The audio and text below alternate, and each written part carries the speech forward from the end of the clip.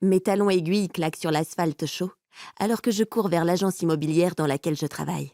Je suis en retard pour la 3e fois cette semaine et cela n'augure rien de bon. Jim va sûrement m'assassiner. À croire que les astres se sont alignés pour me mettre à la bourre. Ma vieille voiture est tombée en panne la semaine dernière et les transports en commun sont encore moins praticables que d'habitude depuis qu'ont débuté les vacances d'été. Los Angeles est une véritable fourmilière au mois de juillet. Le moindre déplacement devient un parcours du combattant. Je me retrouve donc contrainte de faire à pied le trajet de chez moi à mon lieu de travail. Sur la carte, mon appartement situé au nord de West Hollywood ne paraît pas bien loin de l'agence immobilière Jim Burnett, sur Melrose Avenue. Mais le trajet de 10 minutes en voiture se transforme en une randonnée de près d'1 heure sous une chaleur écrasante. Après seulement 10 minutes de course, j'ai les pieds en sang et je vais commencer ma journée de travail trempée de sueur. Mais il est trop tard pour regretter. Je n'ai plus le choix et pas le temps de m'accorder 1 minute pour souffler. D'un geste, je retire mes escarpins et continue à cavaler dans West Hollywood. Les touristes matinaux errent déjà dans les rues, tout sourire, café frappé en main, se prennent en photo devant les fresques murales qui habillent le quartier. Le mur gris où est inscrit « Made in LA ». Le bâtiment rose sur lequel sont dessinées de superbes ailes d'ange.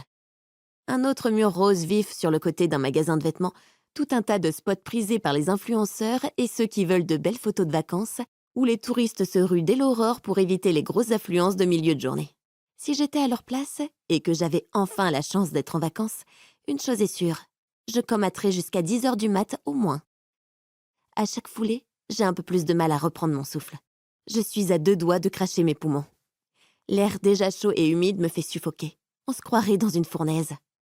Je déteste l'été ici, et encore plus depuis que mon job m'oblige à porter une jupe serrée et un chemisier tous les jours. Après quelques minutes de souffrance supplémentaire, j'arrive enfin devant l'agence immobilière Jim Burnett.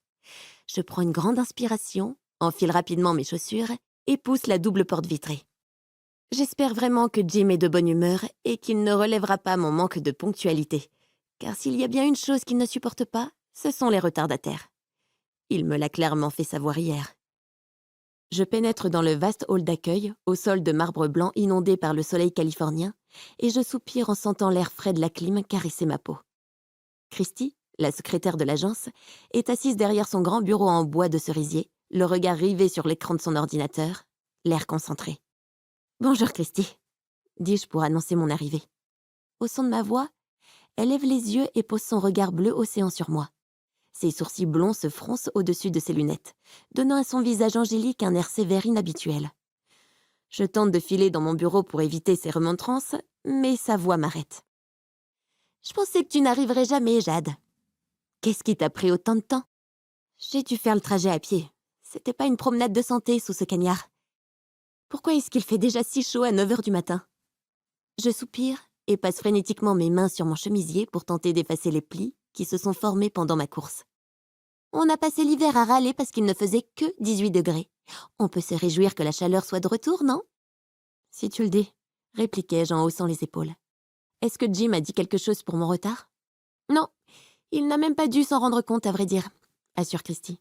Il est dans son bureau avec un nouveau client depuis plus d'1 heure.